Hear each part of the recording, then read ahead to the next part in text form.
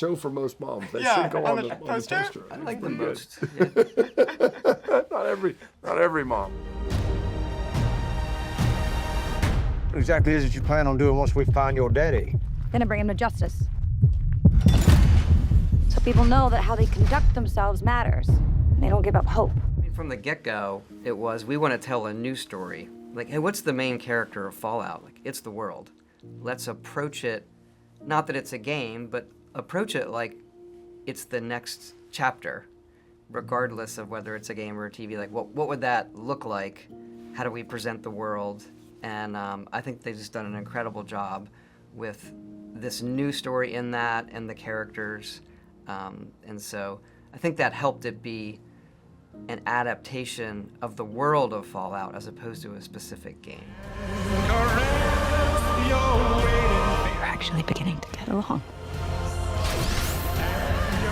It's one of the more complicated aspects of it, right? Especially with New Vegas having all these different multiple branching endings. And I love the way in which Geneva and Graham found a way to kind of tackle the ambiguity of that, using this idea of the fog of war, using this idea that, you know, that potentially 15 years later, every faction imagined that they won that conflict.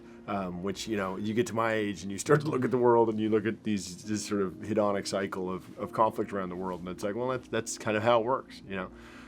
So I love the fact that with the series, and I think from the beginning, as Todd said, what was exciting to me about Fallout, beyond my love of the games, but as an adaptation, each game is its own discrete original story. And so from the beginning, we thought, oh, there's an opportunity here to do, to play in this spectacular universe, but also do some original storytelling, which, you know, this idea of doing an adaptation where you're just locked rigorously into something you love and you have to follow the exact beats of what has never been something that appealed to me. And I look at all the things, all the projects that we've tackled over the years, from Batman to everything else.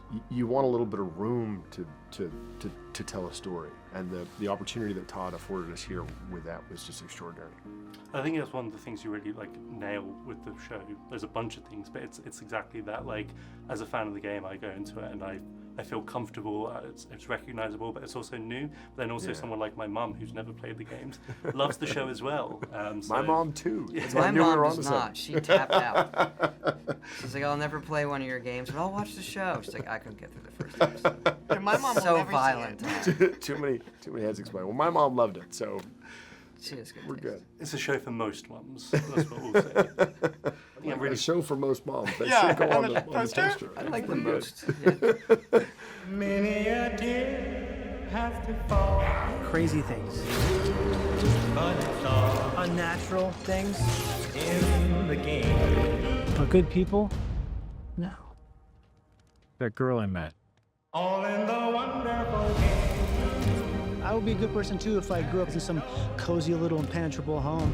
We just knew we wanted to, with Lucy, you know, she starts season 1 as a very naive, privileged vault dweller, and, you know, she goes to the surface and she has certainly seen the darker side of life up there, but really she's only been there like a couple of weeks when we ended season 1, and so we felt like we had so much further to go with her, of course, and the ghoul and his, we were excited to explore his dynamic with Lucy this season. What does it mean for him to have a companion?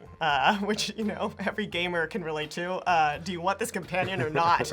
And how are they useful exactly? You know, he's really questioning whether he wants to be with Lucy, and the question, of course, is whether she'll rub off on him or whether he'll rub off on her. Bethesda games, you can only have one companion. I'm curious, if you woke up in the wastelands and you had to choose between Maximus, Lucy, or the ghoul, or Dogmeat, we'll add Dogmeat as well. Who would you take on your journey of survival? Take a Dogmeat, 100%. No disrespect to our human cast, who are wonderful and incredibly talented, but Dogmeat's pretty cute. I think I'd be absolutely terrible at defending myself, so I'd probably need the ghoul just because I think he's the best shot of the 3. Maximus has the best toys. He's got the power armor. But I gotta go with the dog, too. I think I'm gonna go with Dogmeat.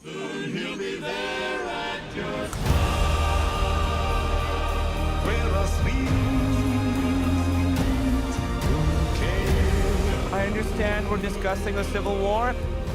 I must not have gotten my invitation. And he'll kiss your lips. challenge for me, diving in with Geneva and Graham, figuring out the story we're going to tell. I was like, okay, well, I'll try to figure out how on earth we're going to make games that are this immersive, this beautiful, a reality. And the first trick was just do it for real. Right? The first trick was get on a plane, go to Namibia, build the vault, with the Death Claw, build the Death Claw.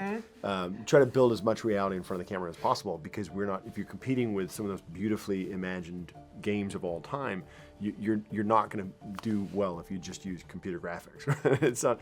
It's not going to give you that feeling, that immersive feeling that you get. And so for us, the tricks were do it for real wherever possible, and shooting on film. And shooting on film, 4perf, 35mm film with anamorphic lenses remains the most beautiful way to capture images, moving images.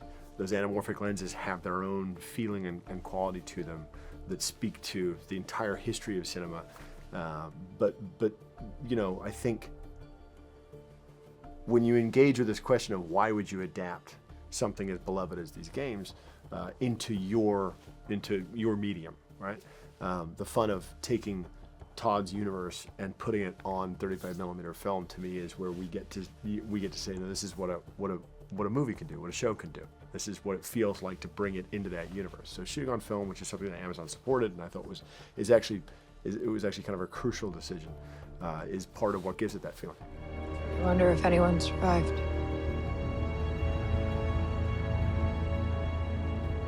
I did. With Maximus, he survives in a fridge. I need to know, is that a reference to Indiana Jones? And if so, did that come from, I know you're a big Indiana Jones fan. Well, there's a kid in the fridge in the Fallout games too. Yeah, so I actually really like that scene in that Indiana Jones movie, if I'm being honest. I think it's